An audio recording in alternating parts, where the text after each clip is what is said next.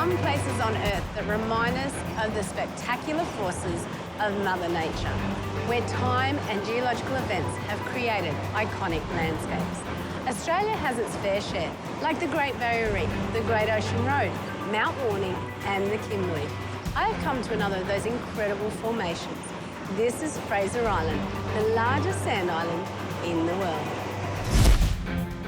My name's Lynn Sutherland. I'm an adventurer and environmentalist. I travelled the world to understand the impact humans are having on our planet. My journey took me to exotic locations, now many which are thriving with tourism. We need to know the impact we are having on these incredible destinations and the role each of us must play as responsible travellers.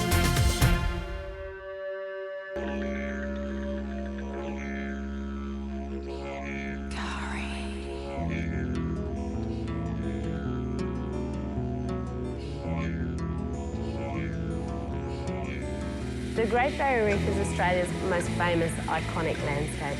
But what the Great Barrier Reef is to the reefs of the world, Fraser Island is to the sand masses, the granddaddy of them all. And this massive sand island supports so many different, diverse habitats. It's an adventurous playground, but what I remember most about this beautiful island is the wild dingoes. The dingo is one of the world's oldest dogs, and here on Fraser Island is one of the last pockets of pure dingoes left in Australia. Geologists say Fraser Island has been around for 800,000 years, and its dunes have the longest and most complete age sequence of coastal dunes anywhere in the world. To understand the extent of the geological history, I joined Joanne McKay, an eco-guide on Fraser Island, who understands the significance of this incredible island. So Jo, this is Indian Head, and this is one of the three peaks that actually help form the whole of Fraser Island, is that correct? Absolutely. And of course these were old volcanic mountains, of course long since eroded away. The origin of the sand, of course, originated from the Antarctica. So it's been on an incredible journey to actually make it here. And of course, if we didn't have Indian Head, a volcanic plug, and we didn't have Middle Rock or Waddy Point, of course we wouldn't have a Fraser Island. We would have no Great Barrier Reef because this sand would have still came and would have continued its journey further north till it got to its next fixed point. So it's quite an attraction, isn't it, this place? Because you get up to 500,000 people here. Do you think those people really realise the significance of this place? No, absolutely not, which is rather a shame. So, of course, having the opportunity to, of course, express the passion, the reality of the island and the appreciation. You see something beautiful, but, of course, if you learn the actual collection of the sand, it's an ecological, biological phenomenon through, 13 ice ages, I believe. As the sea level dropped, these sand deposits became exposed and the wind pushed the dry sand into dunes. A sand island becomes a prime target for birds, a key species responsible for transforming otherwise desolate areas into areas of rich biodiversity. Welcome to the Sahara Desert. Now, if I didn't tell you this wasn't the Sahara Desert, you wouldn't know any different, right? Well, to tell you the truth, I'm still on the track to Lake Wobbe. But this is one of the natural sand blows that you get here at Fraser Island. And that means there's plenty of sand. Looking down from the coastal dunes, I gasped in awe at the beauty of the emerald Lake Wobbe. I started down toward the lake and could not help but break into a run. But once at the bottom, staring out toward the lush forests, I started to take in the layers of biodiversity. The first wave of growth are the salt-tolerant species. Over the years, the soil continues to be enriched by numerous plant layers, and the further you venture in, the more fertile the soil becomes. It's pretty cool when you drive down these sandy tracks how the environments just seem to change. One minute you're driving through eucalypt forest and then you're surrounded by a full-blown rainforest. Some of these trees here are massive, and it really is hard to imagine how they grow out of sand. Here, there are 5 different ecosystems, but nestled within the valleys is the lushest ecosystem of them all, the rainforest. There are in fact over 800 species of plant life on Fraser Island. This water is so clear, if it wasn't moving, you couldn't even see that it's here. This is Central Station, and these are the beautiful king ferns, some of the oldest species on our planet, 300 million years old. In fact, they're only found in secluded pockets in Asia, the tropical north, and a few areas, including this one right here, along the east coast. On a sand island surrounded by sea, rainfall plays a vital role. An abundance of natural springs feed multiple freshwater streams that ceaselessly pour into the Pacific Ocean. But the best way to enjoy this place is on one of these. Woohoo! Eli Creek was a vital water source for the Indigenous people, who used to call Fraser Island home. But this peaceful-looking stream can spill up to 4 million litres of water every hour into the sea. Not all the 1,800 millimetres annual rainfall spills into the sea.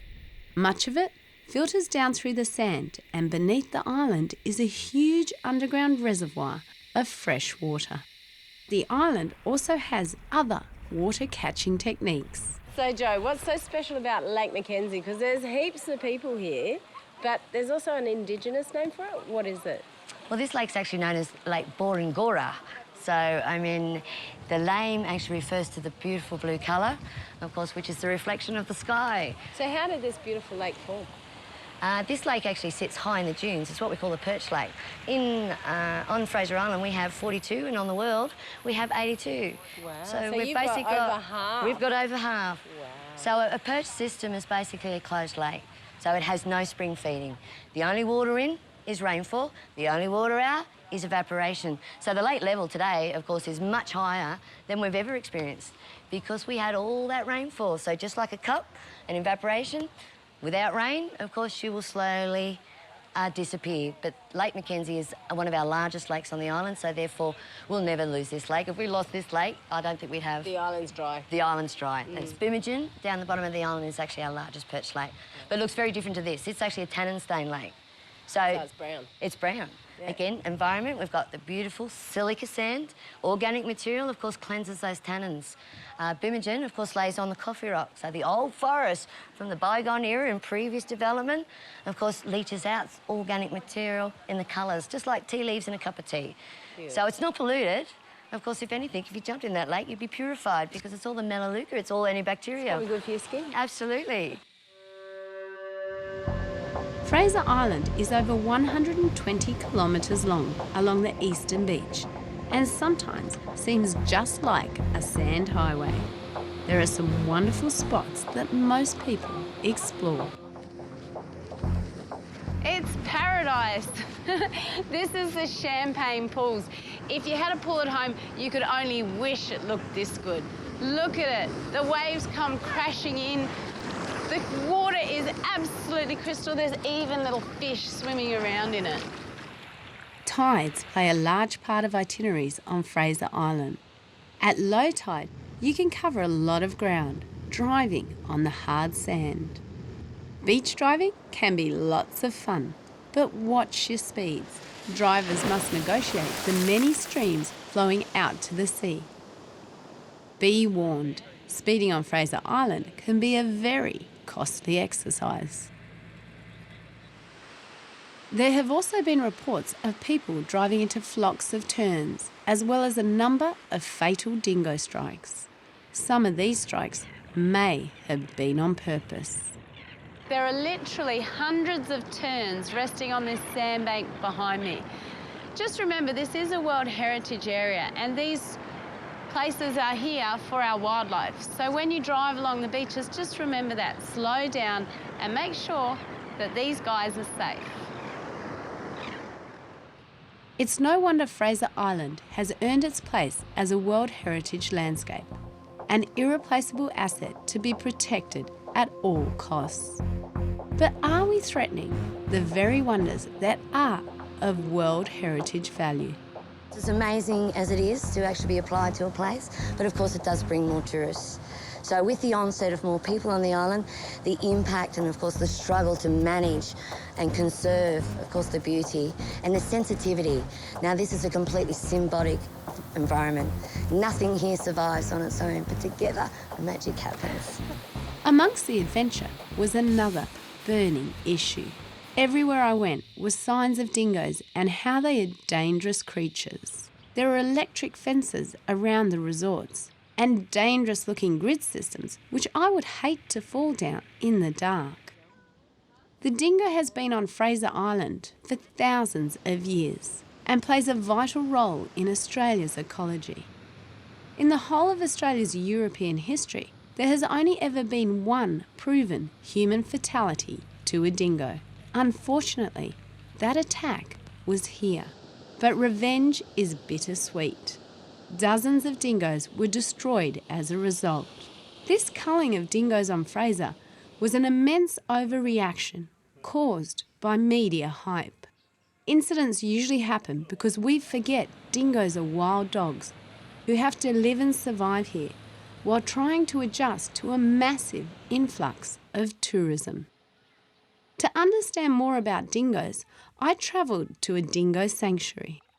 Here I met up with wildlife conservationist Bob Irwin, father to the legendary late Steve Irwin. I'm at the dingo sanctuary. This is Dingo Simon's place. Now, he's very passionate about dingoes, and a lot of these dingoes have been rescued and brought here from the wild. He's got 8 purebred dingoes, and what he's trying to do is educate people that dingoes are just as beautiful as our domestic dogs, but also realise that they're wild animals. But take a look at this. Hello, guys, how are you? Most Australian dingoes are ginger or sandy coloured with white chests. But there are also dark coloured and almost white dingoes. Well, Bob, these are the dingoes I've had for some time. I got this black one here. He's a wild one, was rescued last year, but he's come up pretty good. Nice and friendly, too. Yeah, he is too. I was quite surprised with that. When I first got him, I didn't think he was pure, but after he was DNA'd, he's come back pretty good. His name's Coda. And the other one here, Simon? Honey, she was bred... Oh, actually, she's the daughter of the white one behind us, and she's probably one of the most gentle dingoes I've got, and just really loves children. Interacts with people better, but she just likes children. I can always feel really safe with her. I mean, all the dingoes are pretty safe, but you just never know. You always think, well, they could behave differently to a domestic dog, but I find mine, the dingoes, are safer than the cattle dogs. Well, in actual fact, we have many more domestic dog problems with humans than we actually do with dingoes, don't we? Well, that's true. What I read in the media just recently, there's 15,000 dog attacks in Australia each year, and with dingo attacks, maybe 1 or 2. My son Bo wanted to meet the dingoes, so we briefed him, be calm, and let the dingo get to know you. So when we go in through the gate, they're going to probably jump all over you, but you won't be scared, will you? Yeah, because they're going to jump on, they want to lick you. Like all animals in our world, if they are not threatened and have not been mistreated, generally they are compassionate and loving. However, a wild animal has to hunt for a living. It is nature and a fact. A wild dingo should be respected, but never approach them. Honey, sit. Honey? Shake hands. Just shake hands, sweetheart. Now, just hold the biscuit up so she'll take it gently at your hand. She's very gentle. How's that? Good, eh? It didn't take long before Bo and the dingoes became best mates. Shake. Handshake. Handshake. Handshake. See? That's it. The Aborigines always fed them. Yeah, they're always catching fish and just throwing on the ground. The dingoes love fish. I mean, I've seen footage now where people are backing their boats up near the shore and the dingoes run out, and they're in waist deep and people throwing that bit of fish in the dingoes, and dingoes hang around the fishermen because they know they're going to get a feed. They associate people with food, and they're also creatures of opportunity, but a lot of people don't realise that, probably 6% of their diet is fish. Many pure dingoes are quite gentle creatures, even in the wild. But much of their food source and hunting grounds have been replaced by grazing land and grazing animals. It's no wonder there have been attacks on farmers' stocks. But on Fraser Island, where there are no farms, there are other issues. The thing is, the locals and the residents don't have a problem with the dingo. It's only I find it's the overseas tourists. Maybe they understand English as good as we do, or maybe they've got their own attitude, I don't know, but they seem to be the ones that get into a bit of bother. Whereas you don't find any local being hurt or harassed by a dingo, just some of these, the odd tourist, and that's the one that makes the media. And I think that's a shame, but I know locals that have been living there for 30 years and they've had dingoes come around their backyard while they're hanging up the clothes or hang on their pool. And I said, you know, do you feed them or touch them? I said, no, they just hang around us. We leave them alone, they just come and go, but they feel safe in their property because no one's hassling them. This saying that a good dingo's a dead dingo, which offends me, when really they're quite a wonderful animal to be around. And hopefully in time, you know, more people will understand that. So you can see that although dingoes have this terrible reputation of just being cold-blooded killers, you can see they're just beautiful animals. See, oh, kisses, lots of kisses. I am getting spoiled. I returned to Fraser Island. This time, Bob came along as well. We stayed in Durong in a wonderful beach shack owned by the locals. Therefore, the economy supports them. Later that evening, we headed to the beach to see if we could find a dingo. I personally think that the biggest problem we have now managing this island is that we don't have enough information. No, absolutely. That's our biggest problem. Absolutely. And of course, originally with any visitors coming to the island, the only information you do receive is actually a DL size saying some dingoes are dangerous. So of course, that's not education. So with that fear mentality, of course, delivered when people do come. So you maybe have children around, your reaction, dingo, run. Of course, with the biology and nature of the dingo, then that causes the incidents. I wouldn't call them an attack, as you saw with our dingo before. I mean, tail nice and relaxed. Yeah. But of course, I do actually know this animal. She was a Durong dog. She does spend her time making her way out to Central Station, and she goes out to Lake Mackenzie, and she hangs around the car parks. So unfortunately, her teachers have left us. So whichever way they left, through culling or through natural reasons, she now is more dependent on you and I. And I just didn't think they consider the fact of the life of the dingo before World Heritage, in the fact that we just had forestry, the loggers, the sand miners, they had their camps. These dingoes knew not to go into camp. Then the new wave of tourism came. They knew their place. They knew their place. And then, of course, we've got all these new tourists going, oh, puppy, puppy, puppy, dingo, and trying to bring them in camp. But with less numbers on the island, we're actually seeing more. And again, unfortunately, with that, the most dominant creatures are the ones that are more gregarious, and they're out there, and of course they were the ones that would come out and come and talk to us.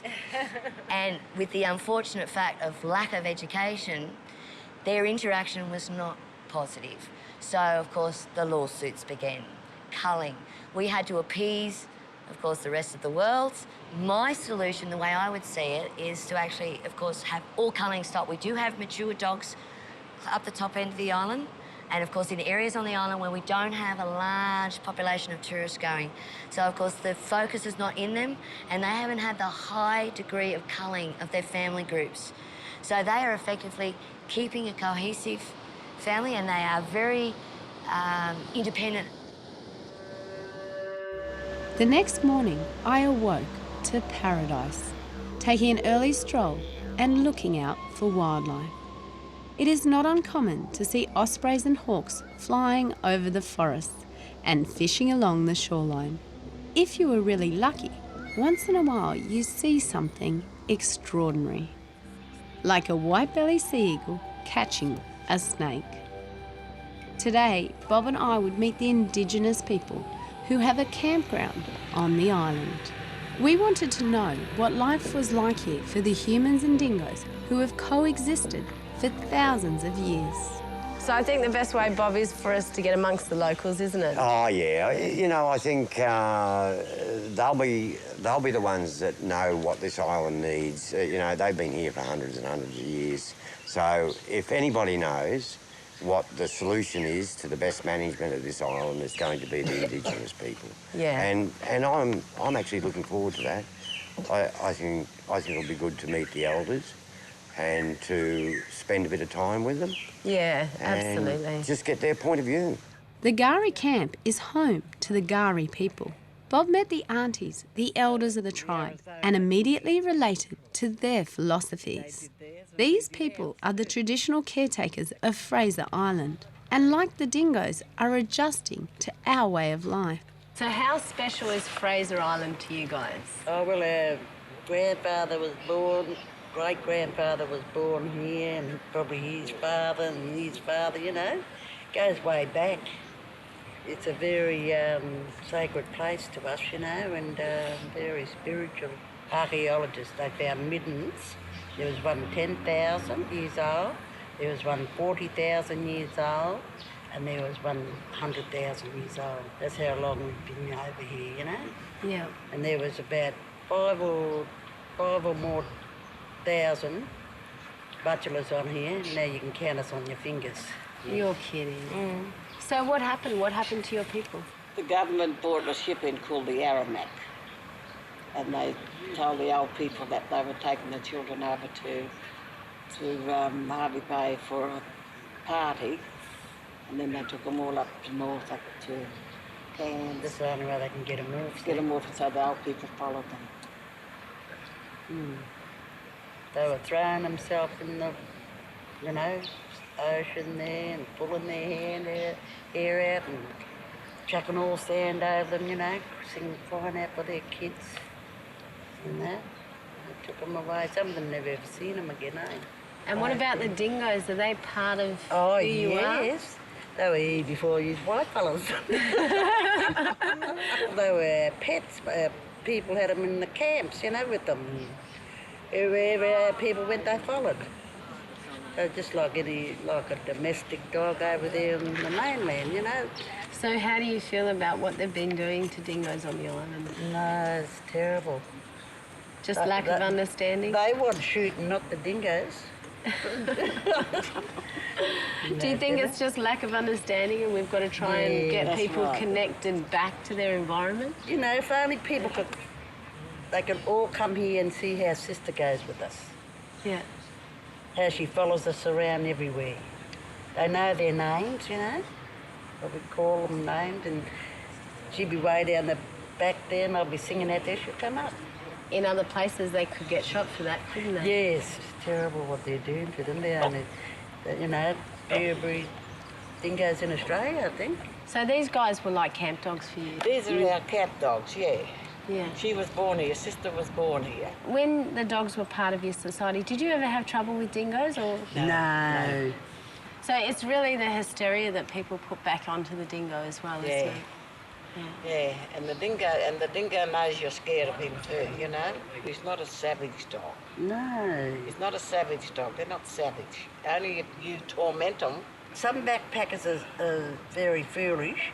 They'll frighten them, go like that, you know? You don't frighten the dingo. So humans can be absolutely terrifying to animals. Yeah, and as soon as an animal even defends itself or gets upset, we jump all over it. That's right, yeah. They just run straight for the rangers. Oh, that dingo up there bit me, you know? You just leave them alone and just walk along, let them do their own thing, and you do that. They won't touch you. To show our appreciation, we took a friend of ours who loves cooking his bush tucker.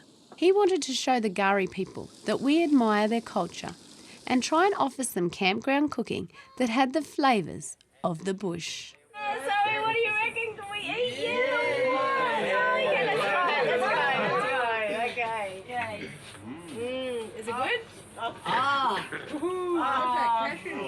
Fingers is how you should eat it. After enjoying the exquisite flavours, it was time for a welcome dance.